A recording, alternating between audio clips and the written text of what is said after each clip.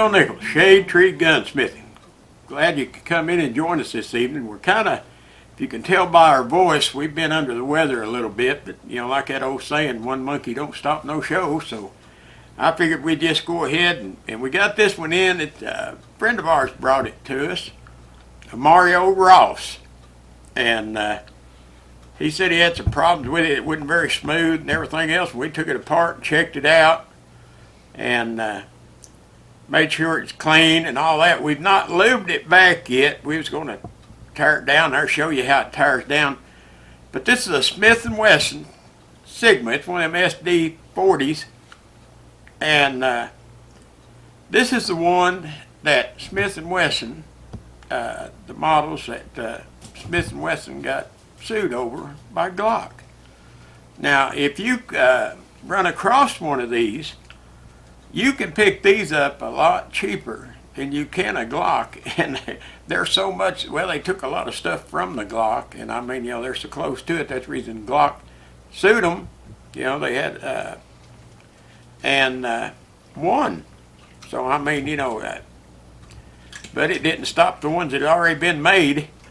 I mean, you know, and we done a little bit of gold inlay on the top of it there, and then we done a little kind of accented the lettering on the sides of it, and you know, just to make it look just a little, you know, little better.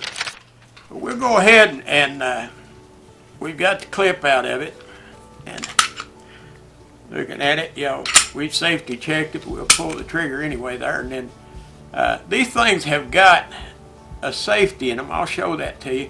Let's see if I can break this thing down.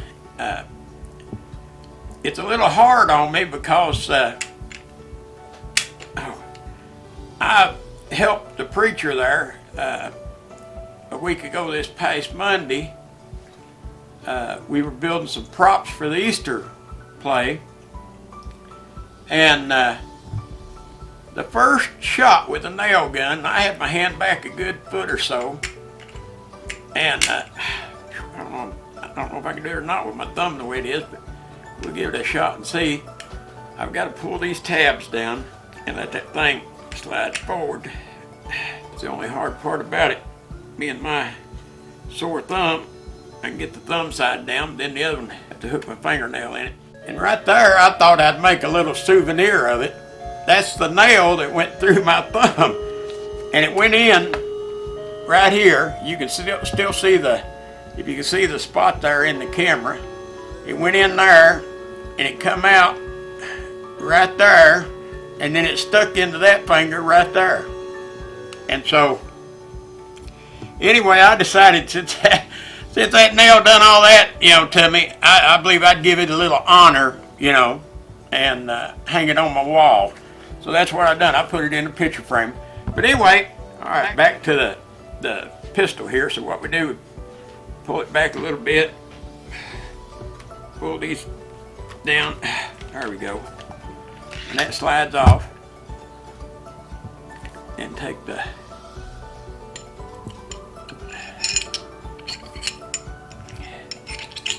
and that right there is all you got to do for cleaning one of these. Of course, I took it all apart. Now this right here, see, this right here is your safety for your firing pin.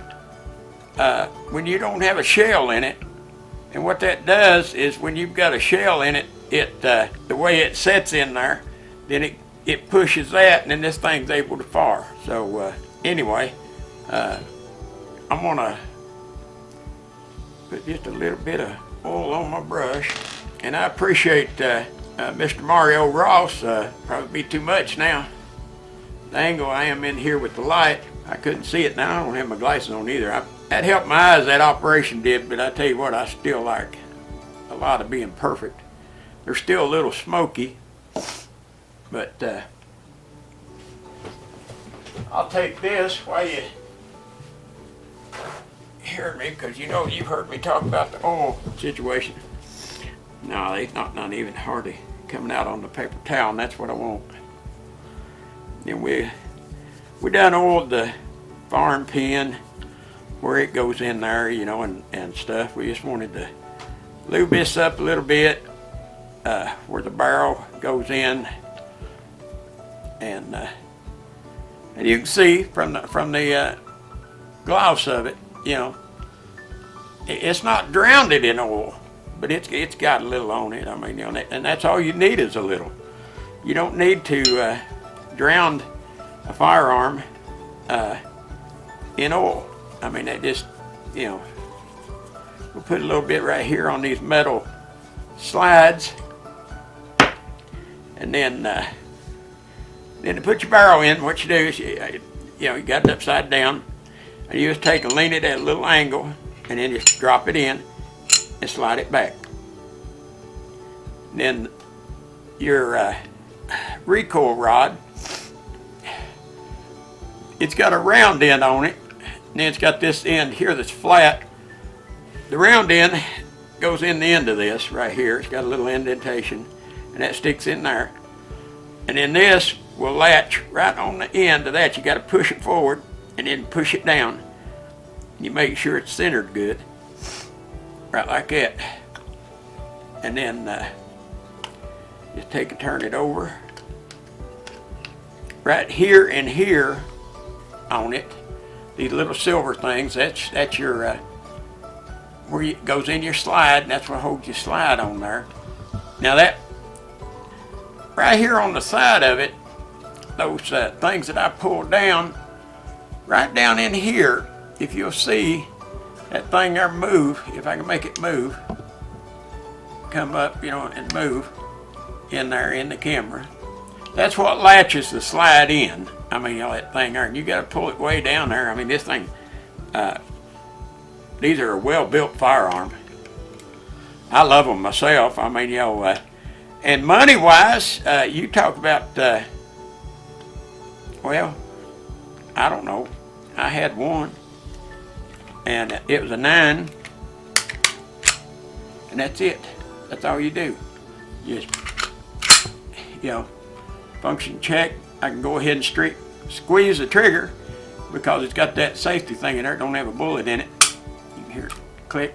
So we've got it put back together. Now you can see the, you know, it's not a very long video, but we wanted to put something out there because, you know, we hadn't had one of these SD40s. I mean, you know, but that's the one. Just you look at it, you know, front or back, however you want to look at it, they look just like a Glock.